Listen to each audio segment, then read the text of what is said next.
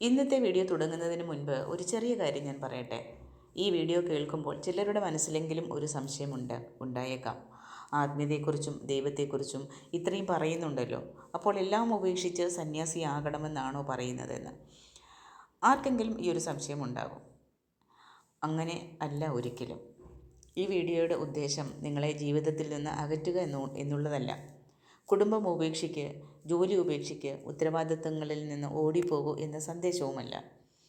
മറിച്ച് ദൈവം നമ്മൾക്ക് നൽകിയ ഈ ജീവിതം കൂടുതൽ സന്തോഷത്തോടെയും സമാധാനത്തോടെയും എങ്ങനെ ജീവിക്കാം എന്നതാണ് ഈ വീഡിയോയുടെ യഥാർത്ഥ ഉദ്ദേശം.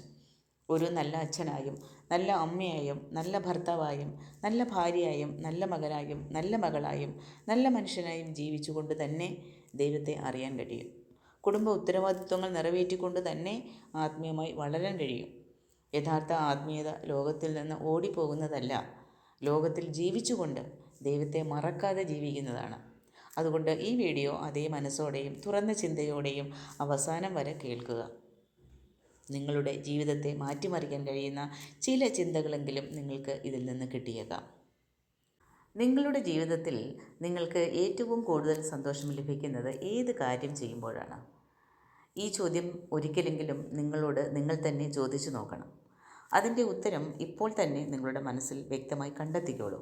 കാരണം ആ ഉത്തരം നിങ്ങളുടെ ജീവിതത്തെ തന്നെ മാറ്റിമറിക്കാൻ കഴിയുന്നതാണ്. സന്തോഷം, ആഹ്ലാദം, ആനന്ദം ഇവയെല്ലാം വെറും വികാരങ്ങൾ മാത്രമല്ല, ഒരു മനുഷ്യനെ പ്രകാശത്തിലേക്ക് നയിക്കുന്ന ഇതെല്ലാം. ആത്മീയ ജീവിതമായാലും ശരി, സാധാരണ ജീവിതമായാലും ശരി, ഓരോ മനുഷ്യൻ്റെയും ജീവിതത്തിൽ ഈ ആനന്ദം ഉണ്ടായിരിക്കണം. കാരണം ഈ അപൂർവമായ മനുഷ്യജന്മം ദൈവം നമ്മൾക്ക് നൽകിയിരിക്കുന്നത് ദുഃഖിച്ചും വിഷമിച്ചും ഇല്ലാത്തതിനെക്കുറിച്ച് മാത്രം ചിന്തിച്ചും ജീവിക്കുവാൻ വേണ്ടിയല്ല, ഓരോ നിമിഷവും ആനന്ദത്തോടെ ജീവിക്കുവാൻ വേണ്ടിയാണ്. ദൈവം ഓരോ ദിവസവും നമ്മോട് പറയുന്നത് ഒരേ ഒരു കാര്യം മാത്രമാണ്: സന്തോഷത്തോടെ ഇരിക്കുക, ആനന്ദത്തോടെ ജീവിക്കുക. ആദ്യം നാം ഈ സത്യമാണ് മനസ്സിലാക്കേണ്ടത്. സാധാരണ മനുഷ്യരായ നമുക്ക് പല കാര്യങ്ങളിലും സന്തോഷം തോന്നും. ചിലർക്ക് വീട് പണിതാൽ സന്തോഷമുണ്ടാകും, ചിലർക്ക് വാഹനം വാങ്ങിയാൽ സന്തോഷമുണ്ടാകും, ചിലർക്ക് സ്വർണം വാങ്ങിയാൽ സന്തോഷമുണ്ടാകും, ചിലർക്ക് ഒരു പുതിയ സാരി വാങ്ങിയാൽ പോലും സന്തോഷമുണ്ടാകും, മറ്റു ചിലർക്ക് പുതിയ വസ്ത്രം ധരിച്ചാൽ സന്തോഷമുണ്ടാകും. എന്നാൽ ഈ സന്തോഷങ്ങളൊന്നും തന്നെ സ്ഥിരമായതല്ല. ഇന്ന് സന്തോഷം നൽകുന്ന വസ്തു നാളെ നമ്മൾക്ക് സാധാരണമായിട്ട് തീരും. അതുകൊണ്ടാണ് മനുഷ്യർ വീണ്ടും വീണ്ടും പുതിയ സന്തോഷം അന്വേഷിക്കുന്നത്. അതായത് പുറത്തുള്ള വസ്തുക്കളിൽ നിത്യമായ ആനന്ദമില്ല. യഥാർത്ഥ ആനന്ദം അപ്പോൾ എവിടെയാണ്? അത് നമ്മുടെ ഉള്ളിൽ തന്നെയാണ്. നമ്മുടെ ഉള്ളിൽ വസിക്കുന്ന ദൈവസാന്നിധ്യത്തെ തിരിച്ചറിയുന്ന ആ നിമിഷമാണ് യഥാർത്ഥ ആനന്ദം നമ്മളിൽ തുടങ്ങുന്നത്. എന്നാൽ അതിന് തുല്യമായ മറ്റൊരു വലിയ ആനന്ദവുമുണ്ട്. അത് എന്താണെന്ന് ചോദിച്ചാൽ, ദൈവത്തെക്കുറിച്ച് മറ്റുള്ളവരോട് സംസാരിക്കുക. നിങ്ങൾ അനുഭവിച്ച ആ സന്തോഷങ്ങളെ മറ്റുള്ളവരുമായിട്ട് പങ്കുവയ്ക്കുക. നമ്മൾ ധ്യാനം ചെയ്യുന്നു, ജപം ചെയ്യുന്നു, തപസ് ചെയ്യുന്നു, യോഗാഭ്യാസങ്ങൾ ചെയ്യുന്നു. ഇതിലൂടെയെല്ലാം നമ്മുടെ ഉള്ളിൽ ഒരു മാറ്റം സംഭവിക്കുകയാണ്.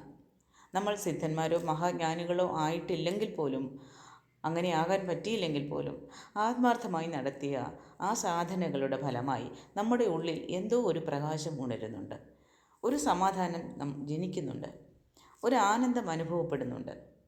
ആ അനുഭവം വാക്കുകളിൽ പറഞ്ഞു തീർക്കാൻ കഴിയുന്നതല്ല. ആരെയും അത് പറഞ്ഞ് ബോധിപ്പിക്കാനും പറ്റില്ല. അത് പൂർണ്ണമായി മറ്റൊരാൾക്ക് അത് നമ്മളിൽ നിന്ന് എടുത്തു കൊടുക്കാനും പറ്റില്ല. ആത്മീയ അനുഭവങ്ങൾ പലപ്പോഴും ഒരു ഗുരുവിനോട് മാത്രമാണ് പങ്കുവയ്ക്കേണ്ടതെന്ന് മഹാന്മാരെല്ലാവരും പറയുന്ന കാര്യമാണ്.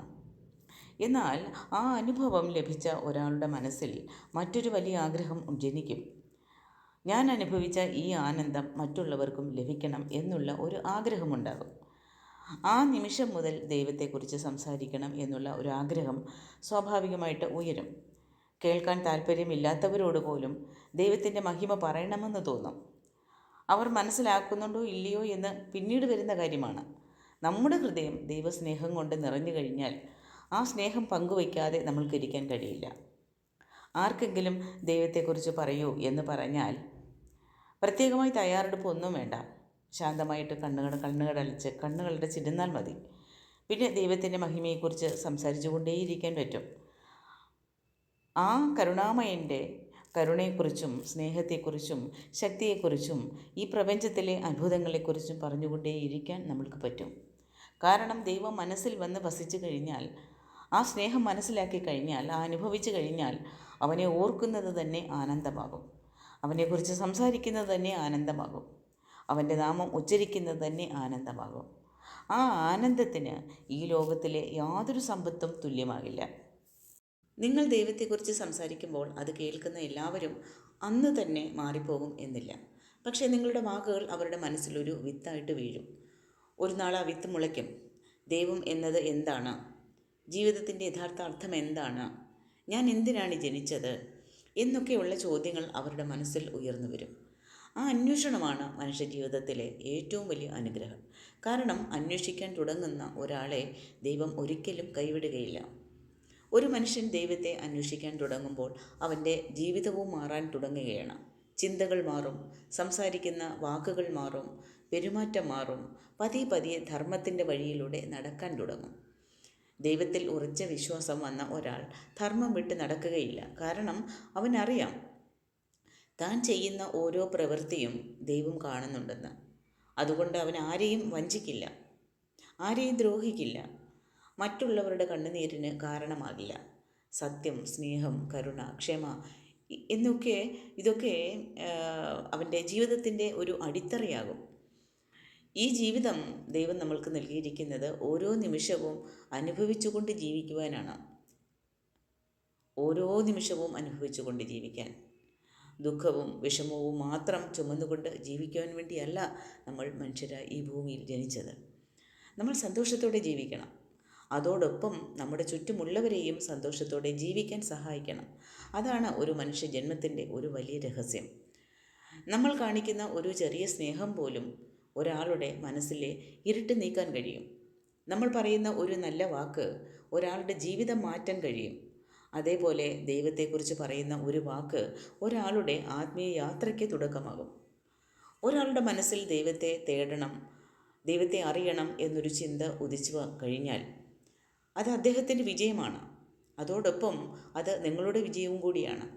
കാരണം നിങ്ങൾ അനുഭവിച്ച ആ ആനന്ദത്തിലേക്കുള്ള വഴി നിങ്ങൾ മറ്റൊരാൾക്ക് കാണിച്ചു കൊടുക്കുകയാണ്.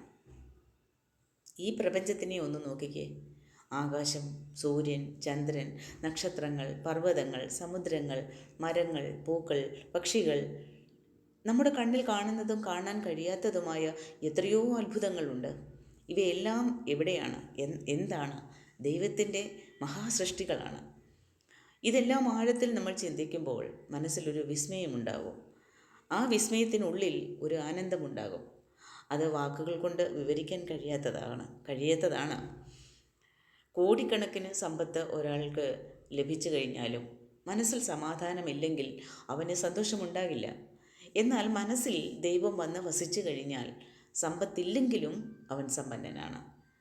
ദൈവം ഹൃദയത്തിൽ വസിക്കുന്ന ഒരാൾക്ക് സ്വർണമോ ധനമോ പ്രശസ്തിയോ ഒന്നും ജീവിതത്തിൻ്റെ ലക്ഷ്യമാകില്ല. കാരണം എല്ലാം നൽകുവാൻ കഴിവുള്ള ദൈവം തൻ്റെ ഉള്ളിലുണ്ടെന്ന് അവർ തിരിച്ചറിഞ്ഞു കഴിഞ്ഞാൽ ബാഹ്യമായ ഒന്നിലും അവർ അമിതമായിട്ട് അതിൽ ആഗ്രഹം വയ്ക്കില്ല. ദൈവം അറിഞ്ഞു തരുന്നതെല്ലാം അത് സുഖമായാലും ദുഃഖമായാലും സന്തോഷപൂർവ്വം സ്വീകരിക്കുവാനും അതനുഭവിച്ചുകൊണ്ട് സന്തോഷമായിട്ട് ജീവിക്കുവാനും കഴിയും. അപ്പോൾ അവൻ്റെ മനസ്സിൽ ഒരു ചിന്ത മാത്രമേ ഉണ്ടാകുകയുള്ളൂ. എൻ്റെ ഉള്ളിൽ ദൈവമുണ്ടെങ്കിൽ ഞാൻ എന്തിനാണ് ഭയപ്പെടേണ്ടത്? ഞാൻ എന്തിനാണ് വിഷമിക്കേണ്ടത്? അത്തരമൊരു മനുഷ്യൻ ആരുടെയും മുൻപിൽ യാചിക്കുകയില്ല, ആരോടും കൈനീട്ടുകയില്ല. കാരണം തൻ്റെ ജീവിതം നയിക്കുന്നത് മനുഷ്യരല്ല, ദൈവമാണെന്ന് അവൻ ഉറച്ച വിശ്വാസമുണ്ട്. ആ വിശ്വാസം തന്നെയാണ് അവൻ്റെ ഏറ്റവും വലിയ സമ്പത്ത്. ആ വിശ്വാസം തന്നെയാണ് അവന് യഥാർത്ഥ ആനന്ദം കൊടുക്കുന്നതും. അതുകൊണ്ടാണ് ഒരു കാര്യം വീണ്ടും വീണ്ടും പറയുന്നത്. ദിവസത്തിൽ ഒരിക്കലെങ്കിലും ആരോടെങ്കിലും ദൈവത്തെക്കുറിച്ച് സംസാരിക്കുക. ആരെയും നിർബന്ധിക്കുവാൻ വേണ്ടിയല്ല, ആരുമായി വാദിക്കുവാൻ വേണ്ടിയുമല്ല. സ്നേഹത്തോടെ, അനുഭവത്തോടെ, ഭക്തിയോടെ ദൈവത്തിൻ്റെ മഹിമകളെക്കുറിച്ച് സംസാരിക്കുക. അതേപോലെ ആത്മീയതയെ കൂടുതൽ അന്വേഷിക്കുക. മഹാന്മാരുടെ പ്രഭാഷണങ്ങൾ കേൾക്കുക. സിദ്ധന്മാരുടെയും ജ്ഞാനികളുടെയും ജീവിതം വായിക്കുക. ആത്മീയ ഗ്രന്ഥങ്ങൾ പഠിക്കുക. കാരണം ചിലപ്പോൾ നമ്മുടെ ജീവിതത്തിലെ വലിയൊരു പ്രശ്നത്തിനുള്ള ഉത്തരം ഒരു മഹാൻ്റെ ഒരു വാചകത്തിൽ നിന്ന് നമ്മൾക്ക് കിട്ടിയേക്കാം. ഒരു ചെറിയ ആത്മീയ ഗ്രന്ഥത്തിലെ ഒരു വരിയിൽ നിന്ന് നമ്മൾക്ക് കിട്ടിയേക്കാം. നമ്മൾ വർഷങ്ങളായി തേടിയിരുന്ന സമാധാനം ഒരു നിമിഷം കൊണ്ട് നമ്മൾക്ക് ലഭിച്ചേക്കാം. ധർമ്മം എന്താണ് പഠിപ്പിക്കുന്നത്? ഉപനിഷത്തുകളും പുരാണങ്ങളും സിദ്ധന്മാരുടെ ഉപദേശങ്ങളും എന്താണ് പറയുന്നത്? ഒരു മനുഷ്യൻ യഥാർത്ഥത്തിൽ സന്തോഷത്തോടെ എങ്ങനെ ജീവിക്കാം എന്നതാണ്. അതെല്ലാം പഠിപ്പിക്കുന്നത് അതാണ് ആ ഒറ്റ കാര്യമാണ്. എങ്ങനെ ജീവിക്കണം, എങ്ങനെ ചിന്തിക്കണം, എങ്ങനെ സ്നേഹിക്കണം, എങ്ങനെ ദൈവത്തെ അനുഭവിക്കണം, ഈ വഴിയാണ് അവർ കാണിച്ചു തരുന്നത്. അതുകൊണ്ട് ആനന്ദത്തോടെ ജീവിക്കുന്നത് തന്നെയാണ് ദൈവം നമ്മൾക്ക് നൽകിയ ഈ മഹത്തായ ജീവിതത്തിനുള്ള യഥാർത്ഥമായ നന്ദി പ്രകടനം. ഒരു കാര്യം നമ്മൾ ഓർക്കേണ്ടത്, സന്തോഷം പുറത്തുനിന്ന് വാങ്ങേണ്ട ഒരു കാര്യമല്ല, അത് നമ്മുടെ ഉള്ളിൽ ഉണരേണ്ടതാണ്. ആ ആനന്ദത്തിൻ്റെ ഉറവിടം നമ്മുടെ ഹൃദയത്തിൽ വസിക്കുന്ന പരമശിവനിലാണ്. മഹാദേവനെ ഓർക്കുന്ന ഓരോ നിമിഷവും മനസ്സ് ശുദ്ധമാകും.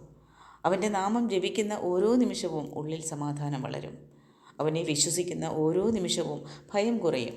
അവനിൽ പൂർണ്ണമായി ആശ്രയിക്കുന്ന ഓരോ നിമിഷവും ജീവിതം കൂടുതൽ പ്രകാശമുള്ളതാകും. അതുകൊണ്ട് ഒരിക്കലും ഈ സത്യം നമ്മൾ മറക്കരുത്. ലോകം എന്തു പറഞ്ഞാലും, സാഹചര്യങ്ങൾ എങ്ങനെയായാലും നിങ്ങളുടെ മനസ്സ് ദൈവത്തോട് ചേർന്ന് നിൽക്കണം.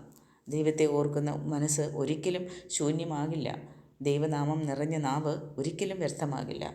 നമഃശിവായ എന്ന ഈ പഞ്ചാക്ഷര മന്ത്രം എപ്പോഴും നമ്മുടെ നാവിൽ ഉണ്ടാകണം.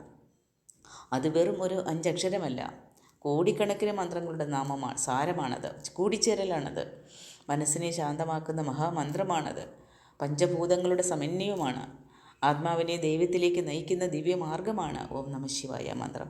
അതുകൊണ്ട് സമയം കിട്ടുമ്പോൾ മാത്രമല്ല, നടക്കുമ്പോഴും ജോലി ചെയ്യുമ്പോഴും യാത്ര ചെയ്യുമ്പോഴും ഉറങ്ങുന്നതിന് മുൻപും എഴുന്നേറ്റ് ഉടൻ തന്നെ മനസ്സിൽ സ്നേഹത്തോടെ ജീവിക്കുക. ഓം നമഃശിവായ, ഓം നമഃശിവായ, ഓം നമഃശിവായ. ഈ നാമം നിങ്ങളുടെ ഹൃദയത്തിൽ മുഴങ്ങണം. ആ നാമം നിങ്ങളുടെ ജീവിതത്തെ പ്രകാശമാക്കണം. ആ നാമം നിങ്ങളുടെ മനസ്സിൽ സമാധാനം നിറയ്ക്കട്ടെ. ആ നാമം നിങ്ങളുടെ കുടുംബത്തിന് അനുഗ്രഹമായി തീരട്ടെ.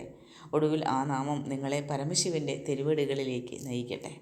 ഇന്നത്തെ ഈ ചിന്തകളിൽ നിന്ന് ഒരു കാര്യമെങ്കിലും നിങ്ങളുടെ മനസ്സിൽ പതിഞ്ഞിട്ടുണ്ടെങ്കിൽ അത് ഇതായിരിക്കണം: ഈ ജീവിതം ദൈവം നമുക്ക് തന്നിരിക്കുന്നത് ദുഃഖിച്ചും പരാതിപ്പെട്ടും ജീവിക്കുവാനല്ല, ഓരോ നിമിഷവും അർത്ഥവത്തായും ആനന്ദത്തോടെയും ജീവിക്കുവാനാണ്. യഥാർത്ഥ സന്തോഷം പുറത്തുള്ള വസ്തുക്കളിലല്ല, അത് നമ്മുടെ ഉള്ളിൽ വസിക്കുന്ന ദൈവത്തെ തിരിച്ചറിയുന്നതിലാണ്. ആ ദൈവസ്മരണം നമ്മുടെ ജീവിതത്തിൻ്റെ ഭാഗമാകുമ്പോൾ മനസ്സിൽ സമാധാനവും സ്നേഹവും കരുണയും സ്വാഭാവികമായിട്ടുണ്ടാകും. അതോടൊപ്പം ഒരു കാര്യം കൂടി നമ്മൾ ഓർക്കണം: ആത്മീയത എന്ന് പറയുന്നത് ഈ ലോകത്തെ ഉപേക്ഷിക്കുന്നതല്ല. ദൈവം നമുക്ക് നൽകിയ കുടുംബത്തെയും ഉത്തരവാദിത്തങ്ങളെയും സ്നേഹത്തോടെയും ധർമ്മത്തോടെയും നിറവേറ്റിക്കൊണ്ട് ജീവിക്കുന്നതാണ് യഥാർത്ഥമായ ഒരു ആത്മീയ ജീവിതം എന്ന് പറയുന്നത്. അതുകൊണ്ട് ദിവസത്തിൽ ഒരു നിമിഷമെങ്കിലും ദൈവത്തെ സ്മരിക്കണം. ഒരാളോടെങ്കിലും ദൈവത്തിൻ്റെ മഹിമയെക്കുറിച്ച് സ്നേഹത്തോടെ സംസാരിക്കണം. നിങ്ങളുടെ ഒരു നല്ല വാക്കുപോലും ഒരാളുടെ ജീവിതത്തിൽ ഒരു പ്രത്യാശയുടെ വെളിച്ചമുണ്ടാക്കും. അപ്പോൾ അവസാനമായി ഒരു കാര്യം ഒരിക്കലും മറക്കരുത്: നമ്മുടെ നാവിൽ ദൈവനാമമുണ്ടെങ്കിൽ മനസ്സിൽ പ്രത്യാശയുണ്ടാകും. മനസ്സിൽ ദൈവമുണ്ടെങ്കിൽ ജീവിതത്തിൽ ഇരുട്ട് സ്ഥിരമായിട്ട് നിലനിൽക്കില്ല. അതുകൊണ്ട് നമുക്കെല്ലാവർക്കും ഒരുമിച്ച് മഹാദേവനെ സ്മരിക്കാം. പരമശിവൻ്റെ അനുഗ്രഹം എന്നും നിങ്ങളോടും നിങ്ങളുടെ കുടുംബത്തോടും കൂടെ ഉണ്ടാവട്ടെ. ഈ വീഡിയോ നിങ്ങൾക്ക് ഉപകാരപ്പെട്ടുവെങ്കിൽ ആത്മീയത ഇഷ്ടപ്പെടുന്ന മറ്റുള്ളവരിലേക്കും ഇത് പങ്കുവയ്ക്കുക. അപ്പോൾ അടുത്ത വീഡിയോയിൽ വീണ്ടും കാണാം. ഓം നമഃശിവായ. നന്ദി, നമസ്കാരം.